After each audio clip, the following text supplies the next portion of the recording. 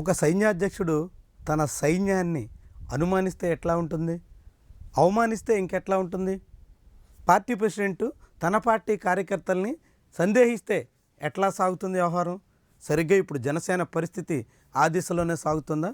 ఇప్పటికే జనసేన పార్టీ అధ్యక్షుడు ఉప ముఖ్యమంత్రిగా ఉన్న పవన్ కళ్యాణ్ కామెంట్స్ ఆ పార్టీ శ్రేణుల్ని అనేక రకాలుగా సతమతం చేస్తున్నాయి. రాబోయే 15 ఏళ్ల పాటు రాష్ట్రంలో తెలుగుదేశం పార్టీయే అధికారంలో ఉంటుంది, చంద్రబాబు నాయుడే ముఖ్యమంత్రిగా ఉంటారు అంటూ పవన్ కళ్యాణ్ పదే పదే వ్యాఖ్యానిస్తుండడం చాలామంది జన సైనికులకి రుచించడం లేదు. 15 ఏళ్ల పాటు చంద్రబాబే సీఎంగా ఉంటే ఇక తమ ఆశ నెరవేరేటప్పుడు, తమ నాయకుడు పీఠం మీద కూర్చునేదెప్పుడు అంటూ అనేక రకాలుగా మదన పడుతున్నారు. అలాంటి సమయంలో పవన్ కళ్యాణ్ తాజాగా మరొక కీలకమైనటువంటి వ్యాఖ్యానం చేశారు. తన దగ్గర సత్తా లేకనే తెలుగుదేశం పార్టీని బలపరచాల్సిన పరిస్థితి వస్తుంది అన్నట్టుగా ఆయన వ్యాఖ్యానించారు. గౌరవ ముఖ్యమంత్రి శ్రీ నారా చంద్రబాబు నాయుడు గారికి మద్దతు ఇచ్చాను 2014 నుంచి. అంటే మన దగ్గర సత్తా లేనప్పుడు, అది ప్రజలకి ఉపయోగపడే సత్తా కానీ, బలం కానీ, సమర్థత, తెలివితేటలు, ప్రతిభ ఒక నాయకుల దగ్గర ఉన్నప్పుడు అది ఓట్లు చీలకుండా అది ఇస్తే అది ప్రజలకి బలం అవుతుందని 2014 నుంచి నేను అదే పని చేశాను. అంటే అర్థం ఏంటి? జనసేన పార్టీకి సత్తా లేదా? జనసేన పార్టీకి అంత శక్తి లేదా? జనసేన పార్టీ అధికారంలోకి రాలేదా? అధికారంలోకి తీసుకురావడంలో ఆ పార్టీ అధ్యక్షుడికి అంత సామర్థ్యం లేదని స్వయంగా పవన్ కళ్యాణ్ అంగీకరిస్తున్నారా? ఏంటి ఆయన కామెంట్స్కి అర్థం? స్వయంగా P4 కార్యక్రమానికి ప్రారంభం జరిగినటువంటి వ్యవహారంలో ఆయన చంద్రబాబు సమక్షంలో ఈ కామెంట్ చేశారు. తన దగ్గర సత్తా లేదని ఒక పార్టీ అధ్యక్షుడు బాహాటంగా నలుగురు ముందు చెప్పడం దేనికి సంకేతం? ఇక ఆ పార్టీ పుంజుకునేదన్నాడు, ఆ పార్టీ బలపడేదన్నాడు, అధికారంలోకి రావాలన్నటువంటి వాళ్ళ ఆశలు నెరవేరేదెప్పుడు?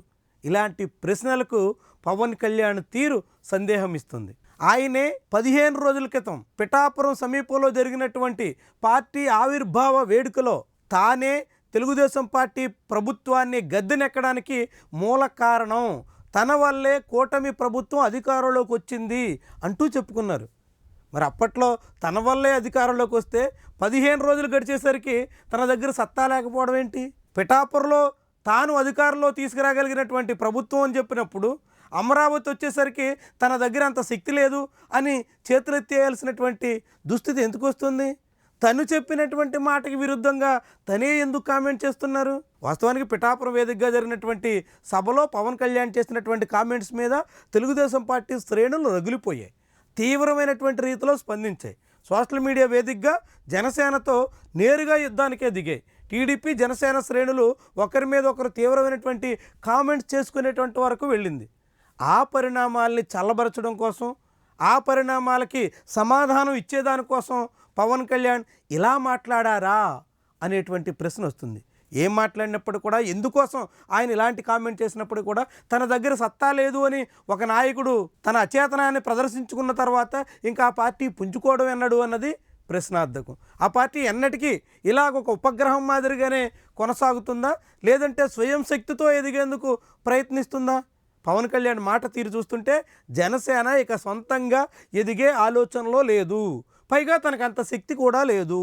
శక్తి లేనప్పుడు, ఎదగలేనప్పుడు ఎవరో ఒకరికి అనుచరులుగా, ఎవరో ఒకరికి భుజం కాస్తూ కొనసాగడమే మేలని జనసేన అధినేత భావిస్తున్నట్టుగా స్పష్టమవుతోంది. మరి ఇది ఆ పార్టీ శ్రేణుల్ని, ఆ పార్టీ కార్యకర్తల్ని, ఆ పార్టీ కోసం అహర్నిశలు శ్రమిస్తున్నటువంటి వాళ్ళని అవమానించడం కాదా? ఆ పార్టీ కార్యకర్తల కేడర్ యొక్క బలాన్ని సందేహించడం అవ్వదా? ఏమో మరి, అది పవన్ కళ్యాణ్కే తెలియాలి.